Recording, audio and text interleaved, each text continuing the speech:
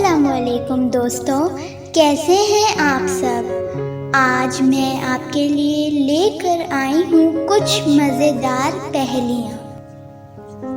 منہ کھولا کیا شکل بنائی، شکر کیا وہ جب بھی آئی۔ اس پہیلی کا جواب ہے چھینک۔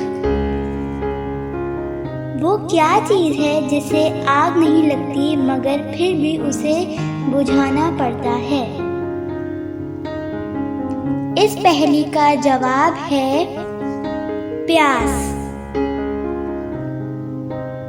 کڑوے اور بیجوں سے بھرے ہیں، سبزیوں کا بادشاہ اور ہرے ہیں۔ اس پہیلی کا جواب ہے کریلے۔